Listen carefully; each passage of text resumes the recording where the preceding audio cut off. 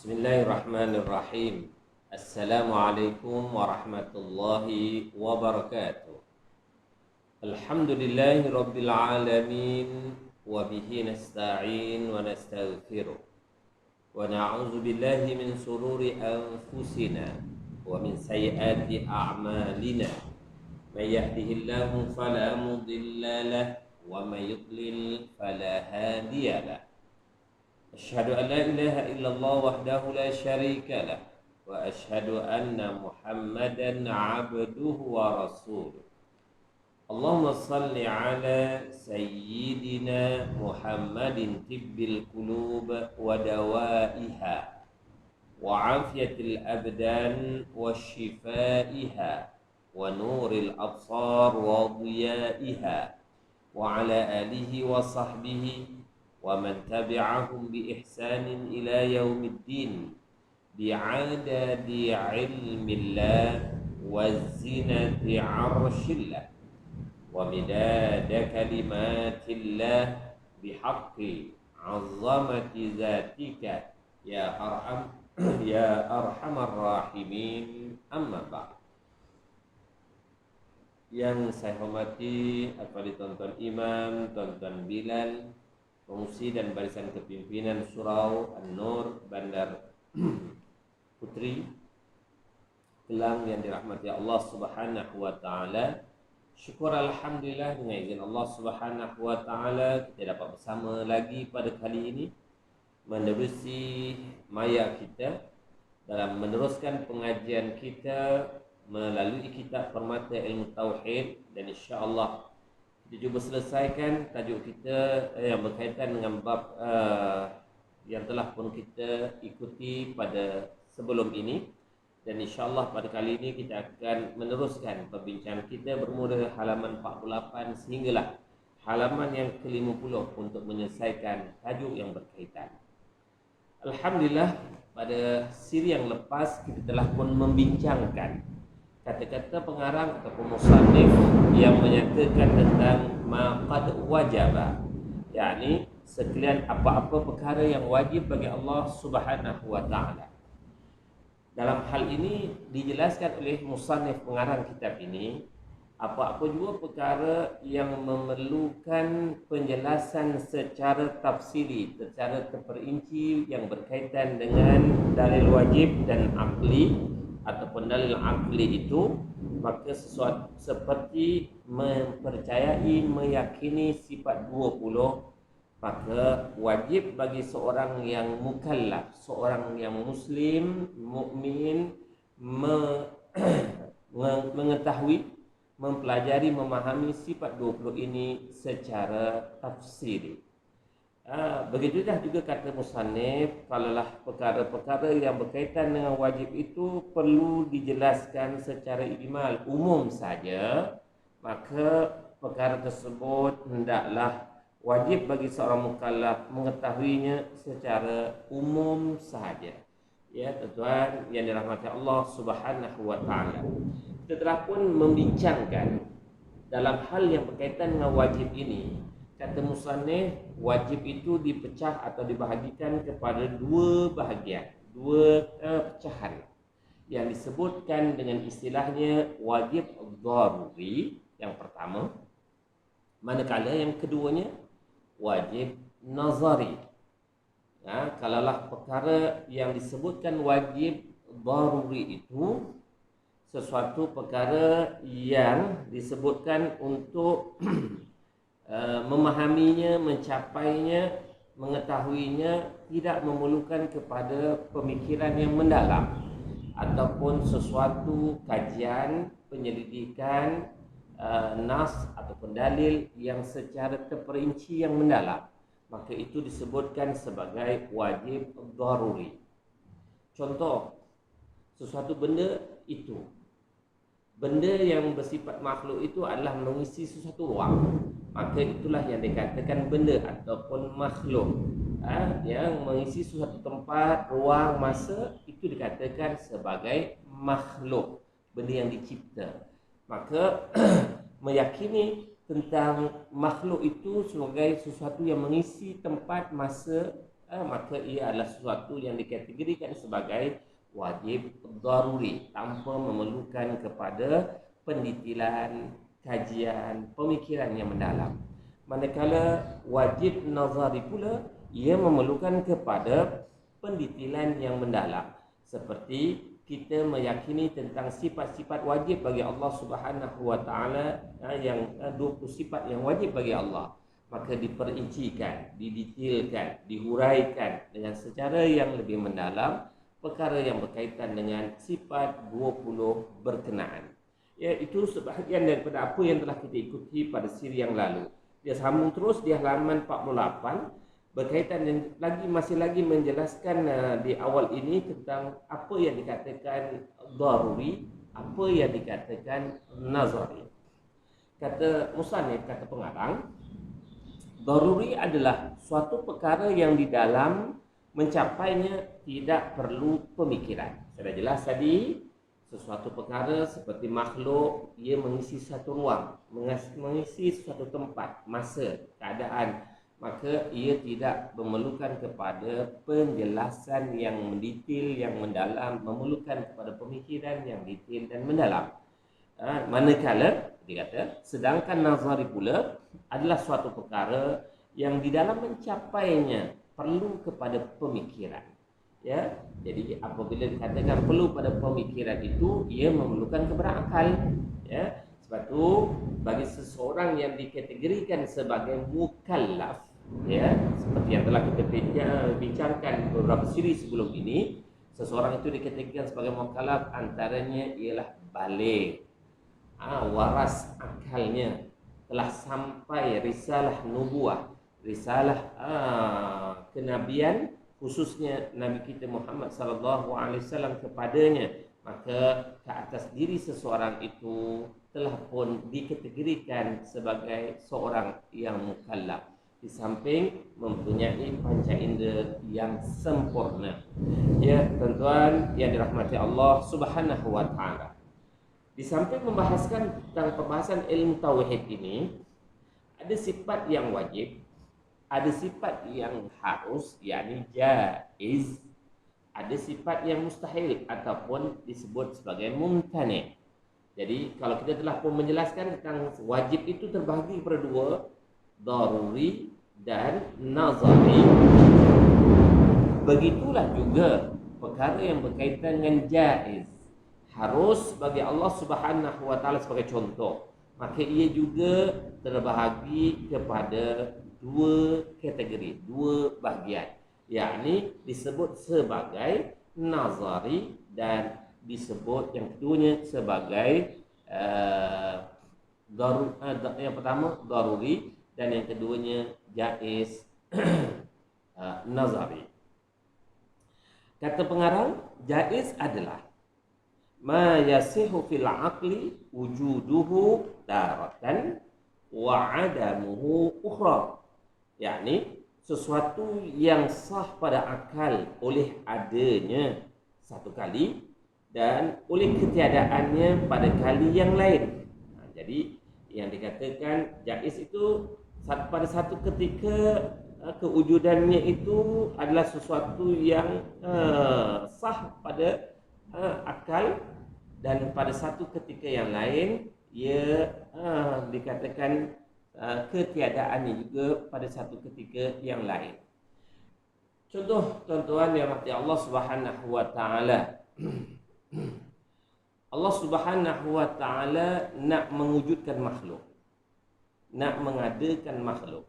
Di sisi Allah Subhanahu wa taala jaiz.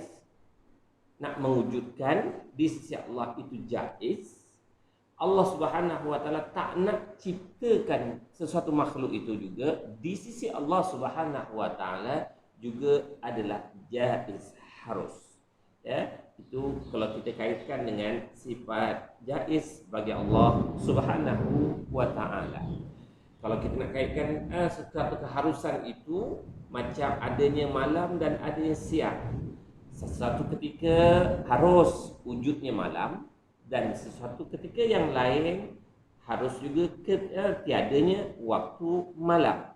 Jadi ada dan tiadanya sesuatu itu dikategorikan harus pada satu ketika wujud benda itu dan pada suatu ketika tidak wujud sesuatu itu. Kita lihat lagi apa yang dinyatakan oleh pengarang ataupun musannif kitab ini. Jaiz juga ada dua, dia kata. Yang pertama, jaiz daruri, seperti bergeraknya jirim benda ataupun diam. Ya. Contoh, sekarang saya sedang duduk. Saya sedang duduk dalam satu keadaan, maka kalau selepas ini atau sebelum ini saya bergerak, saya berjalan, saya berlari, adalah sesuatu yang harus untuk saya berada dalam satu ketika duduk, atau dalam satu ketika yang lain berdiri, atau dalam satu ketika yang lain berjalan. Maka sesuatu yang dikaitkan dengan diri saya itu bersifat dengan sifat jaiz daruri. Dan keharusan ini untuk duduk, berjalan, bergerak, diam dan seumpamanya tanpa memerlukan kepada sesuatu pendetilan, pemikiran yang mendalam. Cukup dengan seseorang itu melihat sesuatu, maka dia akan melihat, oh sekarang ini seseorang ini sedang duduk, atau oh sekarang seseorang itu sedang berjalan. Begitulah seterusnya. Ya.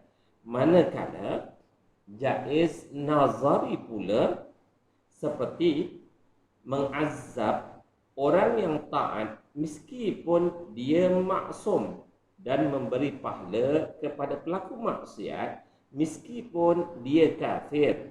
Kerana perbicaraan di sini adalah kemungkinan dari segi akal, maka tidaklah bertentangan bahawa yang demikian itu tercegah dari segi syarak. Manakala jaiz yang dikatakan jaiz nazari itu keharusan yang memerlukan kepada sesuatu pemikiran, perbahasan yang lebih mendetail. Contoh yang diberikan oleh pengarang, ya, untuk diazab orang yang saleh, orang yang maksum, di sisi Allah Subhanahu wa taala adalah harus. Begitulah untuk memberikan kebahagiaan, kenikmatan kepada orang yang asi, maksiat, di sisi Allah Subhanahu wa taala adalah harus. Namun dalam perbahasan ini, jika diteliti dengan lebih mendalam, Allah Subhanahu wa taala tidak memungkiri janjinya. Innallaha la yukhliful mi'ad. Sesungguhnya Allah Subhanahu wa taala tidak memungkiri janji. Ya, maknanya apabila hamba-Nya mentaati perintah Allah, layaklah seorang hamba dengan rahmat Allah untuk memperoleh kebahagiaan, pahala dan seumpamanya yang dijanjikan oleh Allah Subhanahu wa taala. Begitulah juga bagi hamba yang kufur, yang maksiat, yang asi, yang syirik kepadanya, maka Allah Subhanahu wa taala memberikan ancaman untuk mereka itu diberikan azab, diberikan siksaan. Maka Allah Subhanahu wa taala tidak akan memungkiri apa yang dijanjikan olehnya, seperti mana yang terkandung di dalam Al-Quran. Justru untuk kita perbahaskan lagi tentang jaiz nazari ini, untuk menjelaskan kepada kita lagi, kalaulah orang itu memperolehi nikmat kebahagiaan di hari akhirat nanti, maka orang yang beriman kena yakin dan percaya bahawa ia memperolehi nikmat kebahagiaan bukan disebabkan semata-mata kerana ketaatan, amal ibadat yang ia lakukan selama ia berada di dalam kehidupan di dunia dahulu. Kerana rahmat Allah, kerana keampunan di sisi Allah, maka mereka yang telah memperoleh rahmat Allah itu layaklah untuk mereka memperoleh kebahagiaan yang dijanjikan oleh Allah Subhanahu wa taala. Saya bermaksud begini, nak menunjukkan bahawa apabila kita telah pun melaksanakan ketaatan, kepatuhan kepada Allah, jangan kita berbangga, jangan kita riak, jangan kita nak menunjuk-nunjuk bahawa dengan ketaatan yang kita telah lakukan pasti akan memperoleh contoh akan memperoleh syurga. Tidak semestinya sedemikian rupa. Harus bagi Allah untuk mengazab orang yang taat. Harus di sisi Allah untuk memberi bahagia nikmat orang yang dusta ataupun orang yang derhaka. Itu perbahasan secara umumnya untuk menjelaskan kepada kita bahawa jangan sampai dalam kita mentaati perintah Allah wujudnya sesuatu perkara yang berbentuk untuk merasai ujub dengan amalan sendiri, kerana amalan yang dilakukan itu tanpa rahmat Allah, redha Allah, belum tentu memperoleh syurga yang dijanjikan oleh Allah Subhanahu wa taala. Wa yazubillah daripada sifat ujub dalam kehidupan ketika melaksanakan ketaatan kepada Allah Subhanahu wa taala. Seterusnya dalam perbahasan ini juga dijelaskan tentang perkara yang mustahil yang diistilahkan oleh musannif sebagai mumtani', ya, perkara yang tercegah. Ya, mumtani itu adalah sesuatu yang tercegah. Maksudnya adalah sesuatu yang mustahil. Ya, tuan-tuan, nanti Allah Subhanahu wa taala, kalau kita yakin dan percaya tentang sifat wajib bagi Allah yang memiliki 20 sifat, maka bagi orang yang mukmin, orang yang muslim mukmin seperti kita ini juga wajib yakin dan percaya tentang 20 sifat yang mustahil, yang bertentangan dengan sifat wajib itu adalah mustahil bagi Allah Subhanahu wa ta'ala. Dikatakan lagi oleh pengarang kitab ini, para ulama mentakrifkannya dengan mala yutasawwaru fil aqli wujuduhu, yakni sesuatu yang tidak didapatkan pada akal adanya. Ya, maka sesuatu itu yang tak boleh diterima akal, maka itu adalah sesuatu yang dikategorikan sebagai mustahil. Ya, dalam hal mustahil ini juga dibahaskan oleh musannif, terbahagi kepada dua. Yang pertama disebut sebagai mustahil daruri, dan yang kedua disebut sebagai mustahil nazari. Apakah yang dikatakan mustahil daruri itu? Mustahil daruri seperti sunyinya jirim daripada bergerak dan diam secara beriringan. Tuan-tuan dan puan Allah Subhanahu wa taala, sesuatu makhluk ataupun jirim yang bernyawa adalah sesuatu yang tak boleh diterima akal. Makhluk itu dalam satu ketika tak bergerak, tak berjalan, tidak juga dikatakan diam. Ya, maksudnya apabila sesuatu makhluk yang bersifat menyawa itu, dia mesti bergerak dan diam, itu sifat yang berlawanan. Mesti ia adalah sesuatu yang berlaku dalam satu keadaan dan dia ataupun berlaku dalam sesuatu keadaan yang lain. Sesuatu yang berlawanan itu tak mungkin boleh duduk dalam satu masa, dalam satu keadaan. Kalaulah itu disebut dikatakan, maka ia adalah sesuatu yang dikategorikan mustahil. Ya, yang dikatakan sebagai mustahil daruri. Ya, manakala mustahil nazari seperti adanya sekutu bagi Allah Subhanahu wa taala. Tuan nanti Allah Subhanahu wa taala mustahil bagi seorang yang beriman, yang jazam keimanannya, tiba-tiba dalam masa yang sama dia meyakini ada Tuhan lain selain Allah Subhanahu wa taala. Dalam satu ketika dia mengaku dia beriman, dalam masa yang sama mengakui kewujudan sekutu bagi Allah Subhanahu wa taala. Ini adalah suatu yang jelas berlawanan dari prinsip akidah, keyakinan bagi seorang yang diistilahkan sebagai mukmin, orang yang beriman dengan keimanan yang jazam, yang putus terhadap kebesaran keagungan Maha Pencipta.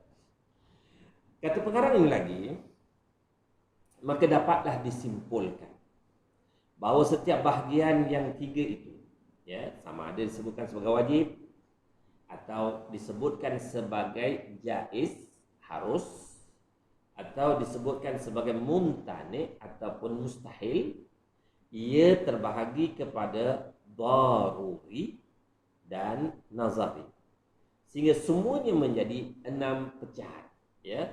Jadi kalau kita ingatkan balik tentang apakah yang disebutkan sebagai daruri dan apa pula yang dikatakan sebagai nazari.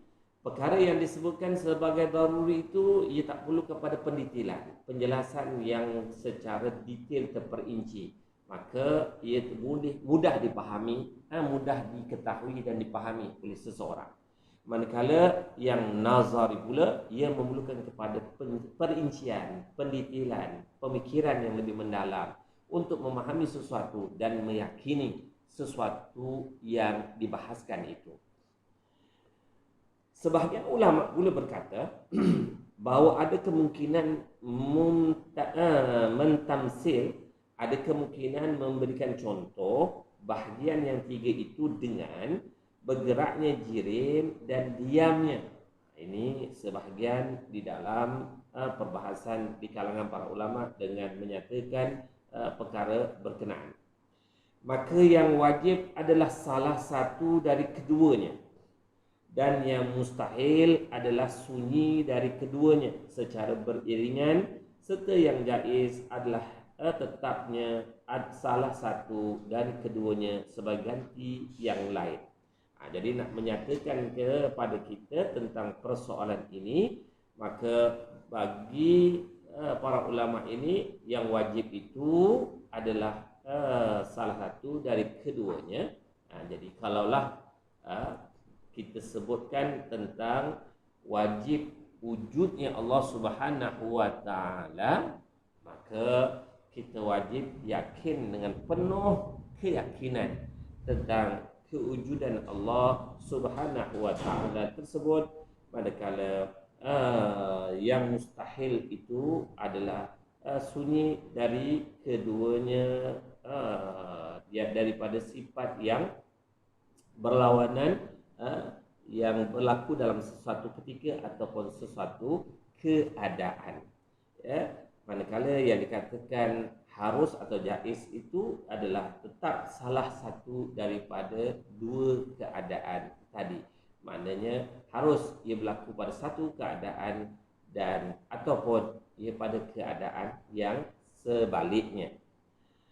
Seharusnya hukum-hukum ini diperhatikan kerana Imam Haramain berkata bahawa makrifah, yakni mengetahui hukum-hukum tersebut, adalah akal, berdasarkan bahawa akal itu adalah ilmu tentang wajibnya segala yang wajib dan jaiz segala yang jaiz, dan serta mustahil segala yang mustahil. Jadi kalau kata Imam Haramain, dalam nak menjelaskan lagi tentang persoalan wajib, jaiz ataupun mustahil ini, ia memerlukan kepada akal, ia memerlukan kepada kewarasan minda seseorang, barulah ia dapat memahami sesuatu perkara yang dibincang, yang dibahas, yang dijelaskan, lebih lagi hal-hal yang berkaitan dengan perkara yang dikaitkan dengan bab akidah atau tauhid kepada Maha Pencipta, kepada alam ini seluruhnya. Manakala di dalam kitab Al-Hasyiyah Asy-Syarqawi ada disebutkan bahawa ma'rifah yang dijadikan oleh Imam Haramain sebagai akal itu sendiri, yang disebutkan sebagai nafsul aql, adalah mendapatkan pemahaman terhadap hukum yang tiga, bahawa yang wajib adalah suatu yang tidak menerima ketiadaan, dan yang mustahil adalah suatu yang tak menerima wujud, serta yang jaiz adalah sesuatu yang sah adanya dan tiadanya.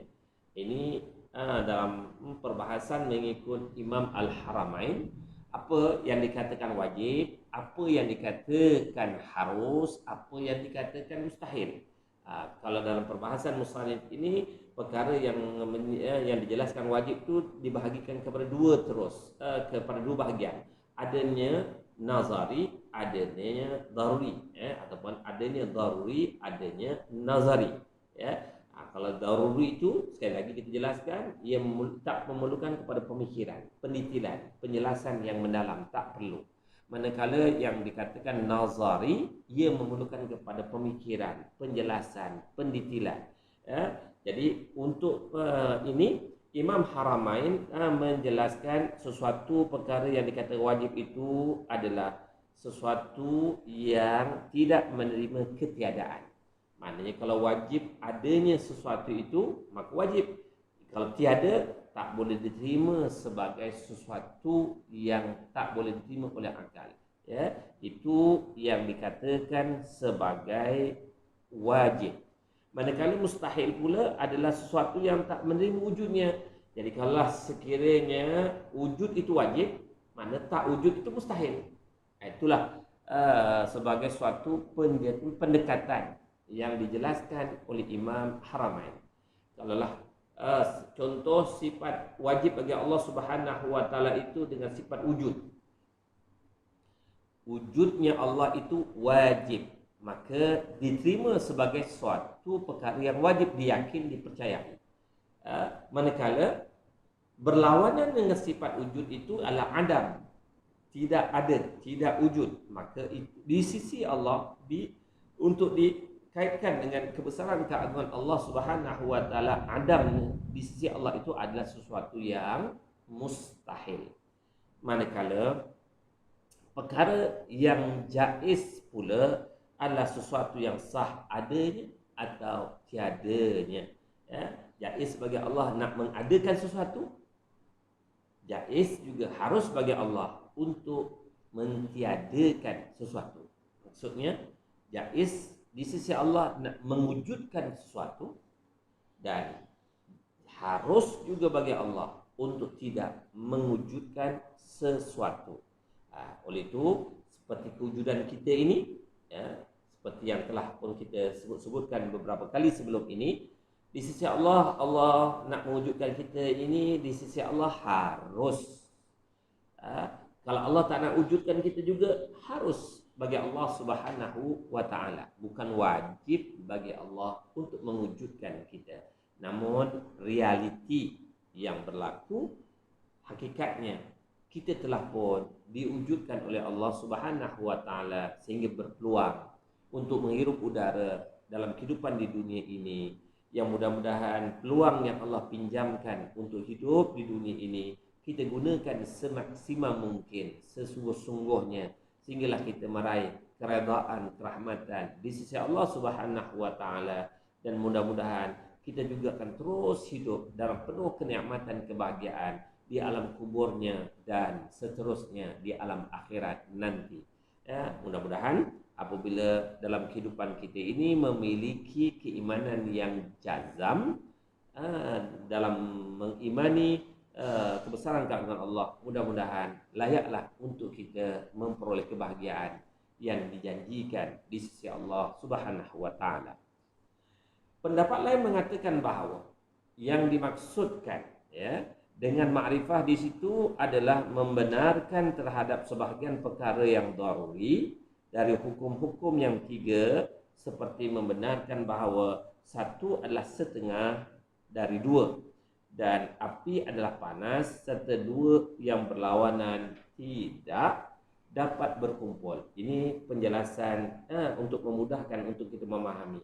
Jadi kalau kita nak memahami sesuatu perkara yang dikatakan daruri itu tanpa memerlukan penjelasan pendetilan, satu itu adalah setengah dari kedua. Atau contoh lain, 2 itu adalah setengah daripada 4, ya. Manakala api itu sifatnya panas. Begitulah sesuatu perkara yang berlawanan takkan mungkin berkumpul dalam satu ketika. Diam dan bergerak dalam satu keadaan satu ketika tak mungkin akan berada dalam satu keadaan. Itu yang dikatakan daruri.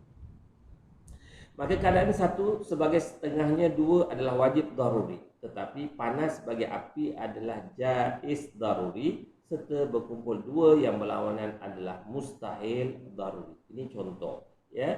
Jadi kalau 1/2 bagi 2 adalah wajib daruri, panas bagi api adalah jaiz daruri, harus. Sebab ada ketikanya api dengan izin Allah tidak membakar Nabi Ibrahim. Maknanya di sisi Allah Subhanahu wa taala jaiz. Ya, begitulah berkumpul sesuatu 2 yang berlawanan itu adalah sesuatu yang mustahil daruri. Maka pembenaran terhadap apa yang demikian itu dan apa-apa yang menyerupainya adalah akal berdasarkan pendapat ini. Itulah memerlukan kepada akal, ya. Begitulah seterusnya perkataan musannif dengan wa mislu za li rusuli. Maksudnya wajib pada atas tiap-tiap mukallaf untuk mengetahui akan seumpama yang demikian itu, yakni wajib, mustahil, jaiz bagi sekalian rasulnya. Begitulah kalau kita meyakini tentang sifat wajib bagi Allah, jaiz bagi Allah, mustahil bagi Allah, kita juga kena meyakini ada sifat wajib bagi Rasul, yang mustahil bagi Rasul dan jaiz bagi Rasul. Musannif mengisyaratkan dengan lafaz mithl, seumpama, kepada satu pemahaman bahawa yang wajib, mustahil dan jaiz pada hak mereka, yakni sekalian Rasul itu bukanlah ain, yakni zatnya yang wajib, mustahil dan jaiz pada hak Allah Subhanahu wa taala. Jadi nak kita contoh untuk kita menjelaskan, bagi kita wajib bagi Rasul dengan sifat yang 4: as-sidq, amanah, tabligh, fatanah. Maknanya apabila kita yakin dengan 4 sifat ini, maka wajib juga kita yakin 4 sifat yang berlawanan dengan 4 sifat wajib ini adalah mustahil bagi Rasul. Dan untuk jaiz pula, harus bagi Rasul itu memiliki sifat-sifat manusia, seperti perlunya makan, minum, berkeluarga, dan seumpamanya adalah sisi Rasul itu jaiz, harus, ya. Perkataan musannif lagi dengan fastami'a, maksudnya dengarkanlah olehmu akan apa-apa yang sebentar lagi akan kusampaikan berupa hukum-hukum yang mana ma'rifah padanya boleh mengangkatmu daripada kejahilan dan taklid dengan pendengaran penuh perenungan dan pemahaman. Jadi pengarang menyatakan perlu kepada kita untuk terus mengikuti, mempelajari, mendalami perbahasan ilmu tauhid ini, yang mudah-mudahan apabila kita diberikan pendedahan dengan lebih mendalam akan terangkatlah kejahilan dalam diri kita, dan mudah-mudahan yang akan memberikan penjelasan lebih mendalam itu, bahan-bahan ataupun ilmu-ilmu yang lebih mendalam itu akan menghasilkan kepahaman, keyakinan yang jitu terhadap melalui perbahasan ilmu tauhid ini, untuk kita lebih meyakini tentang benarnya pegangan akidah ahli sunnah wal jamaah. Dan penghujung pernyataan ini, maka lafaz tersebut walaupun sekadar takmilah, yakni pelengkap bait yang ada, ya, namun dapat memberi pengertian seperti itu, ya. Mudah-mudahan dan dengan kita memperhalusi, mendetail dan memperincikan perbahasan ilmu tauhid ini, akan menambahkan lagi keyakinan kita terhadap kebesaran keagungan Allah, dan keyakinan kita terhadap pegangan akidah Ahlussunnah wal Jamaah ini adalah jalan yang direstui di sisi Allah, adalah jalan yang diwariskan oleh baginda sallallahu alaihi wasallam untuk kita umat Islam meneruskan perjuangan menyebarkan Islam berdasarkan pegangan akidah Ahlussunnah wal Jamaah ini. Sekian, mudah-mudahan ada kebaikannya yang baik di sisi Allah, segala kelemahan kekurangan datang dari saya mohonkan keampunan di sisi Allah, kemaafan tuan-tuan segala cekasa bahasa terlanjur kata aku lihaza wa astaghfirullah li wa lakum wa lisa'il muslimin wal muslimat innahu wal ghafurur rahim. Allah ja'alna minal ladzina yastami'una al-qawla fayattabi'una ahsanahu wa sallallahu alaihi wasallam Muhammad wa ala alihi wa sahbihi wa baraka wasallam walhamdulillahi rabbil alamin wa billahi taufiq hidayah. Assalamualaikum warahmatullahi wabarakatuh.